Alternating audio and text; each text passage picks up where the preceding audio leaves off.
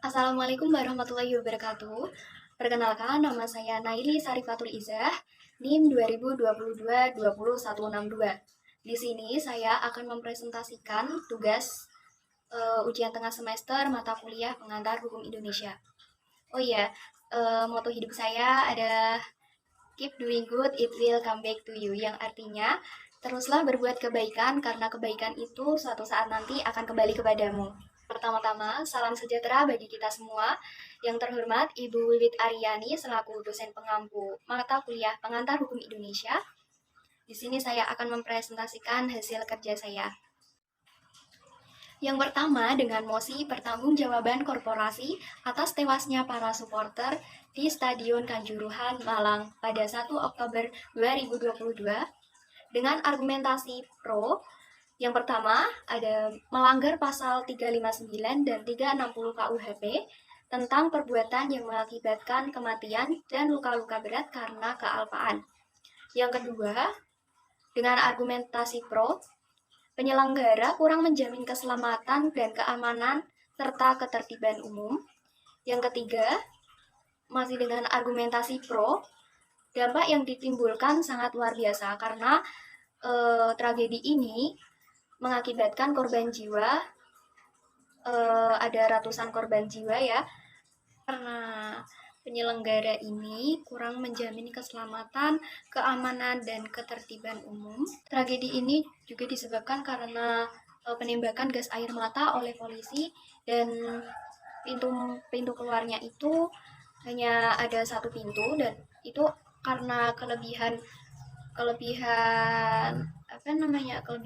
penonton, itu kapasitasnya itu sudah tidak memenuhi.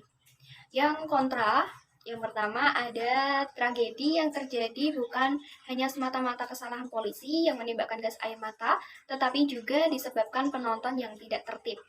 Karena penonton ini tidak bisa diatur gitu ya, karena saking antusiasnya, jadi tidak ada ketertiban dalam penonton. Yang bertanggung jawab atas kejadian ini adalah ketua panitia pertandingan, dan serta security juga harus bertanggung jawab atas kejadian ini. Dan penyebab kejadian ini ada yang menyimpulkan ada 3. Yang pertama ada pengaturan stadion yang tidak memadai, karena stadionnya itu penontonnya itu kelebihan kapasitas penonton, jadi pengaturan stadion ini sangat tidak memadai.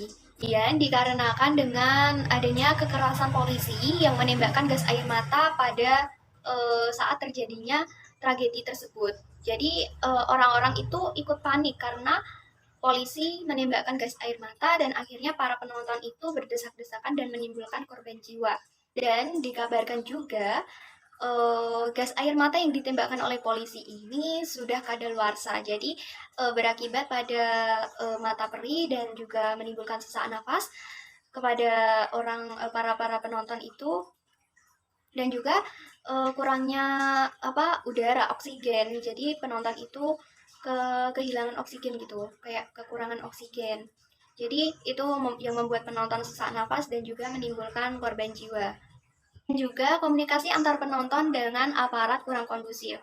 Karena banyaknya penonton, jadi aparat keamanan kewalahan dalam menjaga ketertiban para penonton tersebut. Karena saking antusiasnya mereka, dan juga mereka tidak terima atas kekalahan yang terjadi. Kemudian yang kedua ada mosi legalisasi ganja medis di Indonesia. Nah, ganja itu kan termasuk barang haram dan barang yang dilarang dikonsumsi di Indonesia, dilarang oleh undang-undang dan dilarang oleh hukum. Di sini ada 3 argumentasi pro dan 3 argumentasi kontra. Yang pertama, argumentasi pro. Penggunaan ganja untuk medis aman bagi pasien dengan penyakit tertentu. Di Indonesia ada beberapa orang yang mengidap penyakit cerebral palsy, dan ini bisa disembuhkan dengan ekstrak ganja.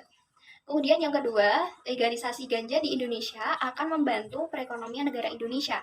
Kenapa begitu? Karena dengan legalisasi ganja, orang-orang nanti kan akan banyak yang mengonsumsi ganja, dan itu akan membantu perekonomian negara Indonesia.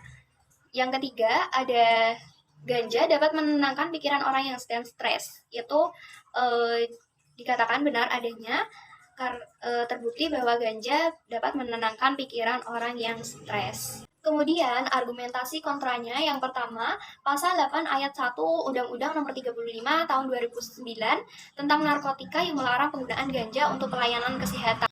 Jadi di sini sudah jelas bahwa ganja itu dilarang dalam hukum, dalam undang-undang sudah diatur. Dalam pasal 8 ayat 1 Undang-Undang Nomor 35 Tahun 2009 ini bahwa ganja itu dilarang untuk pelayanan kesehatan. Memang ada beberapa negara yang melegalkan ganja untuk dikonsumsi dan untuk pelayanan kesehatan atau ganja medis ya, itu tidak berlaku di Indonesia. Kemudian yang kedua, kontra dan manfaat yang ditawarkan belum seimbang dengan resiko yang mungkin timbul karena penggunaan ganja sebagai obat. Ini menuai banyak perdebatan ya, karena manfaat dengan resiko yang akan timbul nanti itu banyak resikonya daripada manfaatnya gitu. Yang ketiga itu kalau ganja dilegalkan itu pasti akan merusak generasi penerus bangsa. Kenapa seperti itu? Karena yang mengonsumsi itu kebanyakan anak muda, dan pemuda itu kan generasi penerus bangsa yang akan melanjutkan bangsa ini. Jadi kalau ganja dilegalkan ini akan merusak generasi penerus bangsa. Ini sebagai pengetahuan saja. Pada saat itu ada Putri Santi yang bernama Pika, rupanya mengidap cerebral palsy yang membutuhkan pengobatan cannabis oil atau CBD yang terbuat dari ekstrak ganja. Lantaran Undang-Undang Nomor 35 melarang penggunaan narkotika untuk kepentingan medis atau kepentingan kesehatan ini menjadi terhalang. Jadi ini tidak jadi disahkan di Indonesia, tidak jadi dilegalkan di Indonesia. Kemudian mosi selanjutnya ada perpanjangan masa jabatan presiden selama 3 periode. Ini menuai pro dan kontra, dan ini yang pertama argumentasi pro-nya, ada presiden dapat melaksanakan program kerja dengan maksimal. Tentu saja kalau tahunnya semakin lama atau periodenya semakin lama, program kerja presiden itu akan dimaksimalkan. Kemudian pro yang kedua, memajukan negara dalam bidang-bidang tertentu, yaitu seperti bidang ekonomi, bidang sosial. Seperti contoh, kalau Pak Presiden Jokowi ini selalu mengembangkan infrastruktur di Indonesia. Yang ketiga, dengan argumentasi pro, yaitu presiden yang dapat mensejahterakan rakyatnya dan memajukan negaranya, sepertinya layak menjabat sebagai presiden selama 3 periode. Kemudian ada argumentasi kontra. Yang pertama ada hal ini bertentangan dengan undang-undang yang sudah menetapkan masa jabatan presiden selama 2 periode. Ada ketentuan dalam pasal 7 Undang-Undang Dasar 1945 yang berbunyi presiden dan wakil presiden memegang jabatannya selama masa 5 tahun dan sesudahnya dapat dipilih kembali. Yang kedua ada kontranya, yaitu akan menimbulkan perdebatan antar masyarakat. Kenapa? Karena sebagai contoh ya, pendukung Pak Jokowi itu setuju kalau Pak Jokowi 3 periode. Namun tidak dengan masyarakat yang lainnya yang tidak mendukung Pak Jokowi. Itu akan menimbulkan perdebatan antar masyarakat. Kemudian argumentasi kontra yang ketiga ada pemerintah hanya akan mengundang kontroversi politik di kalangan pimpinan partai politik. Kenapa? Karena partai-partai politik ini akan setuju dan tidak setuju dengan adanya jabatan presiden selama 3 periode ini, dan itu akan memunculkan kontroversi atau pecah belahnya antar partai politik. Ini hanya pengetahuan saja. Jokowi 3 periode, isu perpanjangan masa jabatan presiden kembali bergulir. Jokowi pun kembali bersuara keras. Beliau menegaskan bahwa beliau tidak berniat dan tidak minat untuk menjabat selama 3 periode. Kemudian mosi yang selanjutnya ada obstruction justice, kasus pembunuhan Brigadir Joshua Huta Barat. Ada menuai pro dan kontra. Yang Saat ini kontranya itu sangat sulit ditemukan ya. Argumentasi pronya ada terdapat 7 polisi yang sudah ditetapkan sebagai tersangka obstruction justice. Mereka diduga menghalangi penyelidikan kasus dengan melakukan perusakan CCTV. Yang kontranya, tersangka mengikuti perintah Sambo karena tidak tahu bahwa itu hanya rekayasa. 7 orang tersangka ini tidak tahu bahwa itu rekayasa, dia hanya mau saja diperintah Sambo. Nah, apa aja sih yang termasuk kategori obstruction of justice? Yang pertama, adanya tindakan yang menyebabkan tertundanya proses hukum. Yang kedua, pelaku mengetahui tindakannya atau menyadari perbuatannya yang salah atau fiktif. Yang ketiga, pelaku bertujuan untuk mengganggu atau mengintervensi proses hukum. Jadi obstruction of justice ini kayak menghalangi, terus mengganggu, dan mengganggu penundanya proses hukum atau tahap penyelidikan atau yang lainnya.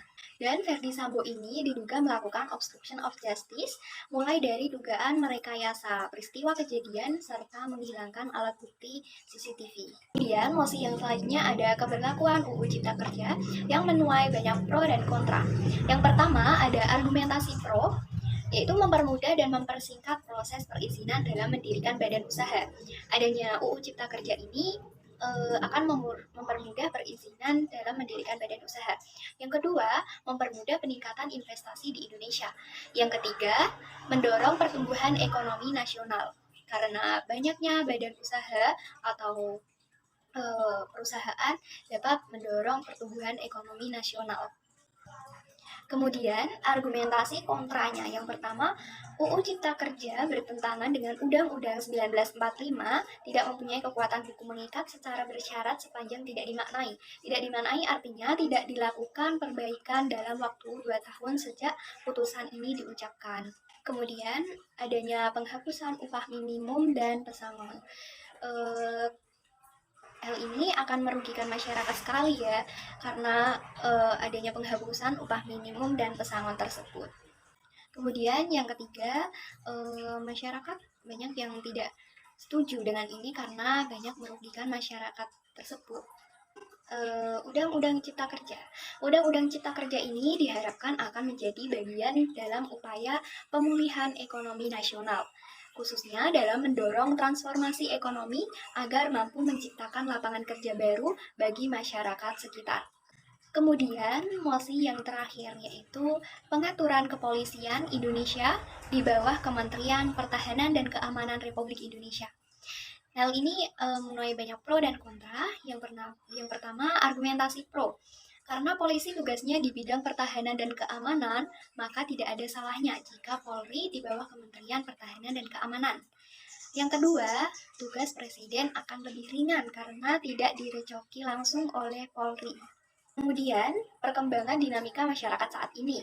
Beban Polri saat ini sangat besar dan sangat berat. Argumentasi kontranya, Pasal 8 Ayat 1 Undang-Undang Nomor 2 Tahun 2002 tentang Polri menyebut Kepolisian Negara Republik Indonesia berada di bawah Presiden. Hal ini sudah jelas bahwa Pasal 8 Ayat 1 Undang-Undang Nomor 2 Tahun 2002 tentang Polri ini sudah menjelaskan bahwa Polri ini di bawah naungan Presiden. Yang kedua, kontranya yaitu intervensi politik yang mempengaruhi upaya penegakan hukum. Karena polisi ini adalah aparat penegakan hukum. Yang terakhir, untuk menegakkan hukum, ketertiban, dan keamanan itu merupakan tugas polisi. Baik, selanjutnya ada tambahan. Saat ini Polri berada di bawah Pasal 8 Ayat 1 Undang-Undang Nomor 2 Tahun 2002 tentang Polri, menyebut Kepolisian Negara Republik Indonesia berada di bawah Presiden. Pada pernyataan pers akhir tahun 2021, Agus mengusulkan pembentukan Kementerian Keamanan Dalam Negeri dan Dewan Keamanan Nasional dan Polri bisa berada di bawah lembaga tersebut. Perkara keamanan termasuk dalam portofolio Kementerian Dalam Negeri. Namun sampai saat ini Polri masih di bawah Presiden. Oke, cukup sekian presentasi dari saya. Semoga bermanfaat dan saya mengucapkan terima kasih. Dan mohon maaf atas segala ucapan saya yang salah atau ketikan saya yang salah. Baik, terima kasih. Wassalamualaikum warahmatullahi wabarakatuh.